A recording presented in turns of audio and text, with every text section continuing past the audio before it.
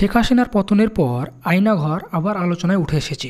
গত 2 দিন যাবৎ রাজধানীর ঢাকার কচুক্ষেতে আওয়ামী লীগ সরকারের আমলে আশ্চর্যজনকভাবে নিখোঁজ হওয়া মানুষের খোঁজে ভিড় জমাচ্ছেন তাদের আত্মীয় স্বজনরা।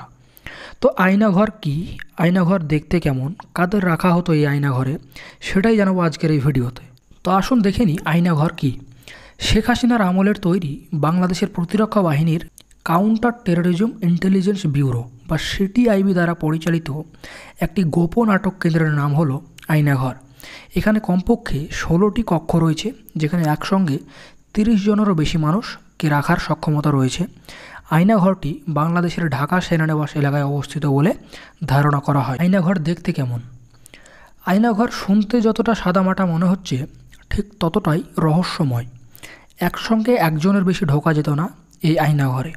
শেখ হাসিনার আমলের তৈরি এই গোপন আয়নাঘরেই রাখা হতো গুম করে রাখা মানুষদেরকে, যেই ঘরে আলো বাতাস কোনো কিছুই পৌঁছয় না। সেখানে সারাক্ষণ বড় বড় এক্সজস্ট ফ্যান চালানো হতো, যাতে ভেতরের বন্দীদের উপর টর্চার আর্তনাদের আওয়াজ বাইরে না যায় এবং বাইরের আওয়াজ ভেতরে না আসে। এটাকে আপনি জার্মানির কনসেন্ট্রেশন ক্যাম্পের সঙ্গে তুলনা করতে পারেন, কারণ নাৎসি জামানাতেও জার্মানিতে ঠিক এই আয়নাঘরের ব্যবহার করা হতো। তো চলুন দেখে নিই যে কাদের রাখা হতো এই আয়নাঘরে। হাসিনার আমলে বিরোধী দলের বহু নেতাকর্মী আশ্চর্যজনকভাবে নিখোঁজ হয়ে গিয়েছে। তারা কোথায়, তাদের কোনো হদিশও নেই। এমনকি অনেক সেনাবাহিনীর লোকজনও রয়েছেন এই তালিকায়। আয়নাঘর আসলে গোয়েন্দাদের একটি গোপন বন্দিশালা। শুধুমাত্র ঢাকা শহরে নাকি এমন 23টি বন্দিশালা ছিল, তার মধ্যে একটি হচ্ছেন এই আয়নাঘর। মানবাধিকার নিয়ে কর্মরত কয়েকটি সংস্থার সমীক্ষা অনুযায়ী 2009 সাল থেকে 2021 সাল পর্যন্ত প্রায় 605 জন ব্যক্তি রহস্যজনকভাবে নিখোঁজ হন। এদের অনেকেই বিএনপি সমর্থকও ছিলেন, আবার অনেকেই জঙ্গি বলে আটক করা হয়। কাউকে আবার পাকিস্তানের গোয়েন্দা সংস্থার সাথে যোগসাজগের অভিযোগে আটক করা হয়।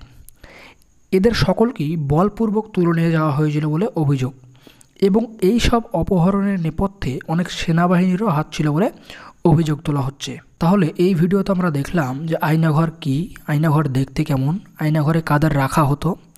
তো এর পরবর্তী ভিডিওতে আমরা দেখাবো আয়নাঘরে যারা বন্দী ছিলেন তাদের অভিজ্ঞতার কথা। তারা বাইরে বেরিয়ে এসে কি জানালেন ভেতরের বাস্তব চিত্র সম্পর্কে। তো সেই ভিডিওটা দেখার জন্য আপনাদের সকলকে অনুরোধ রইল।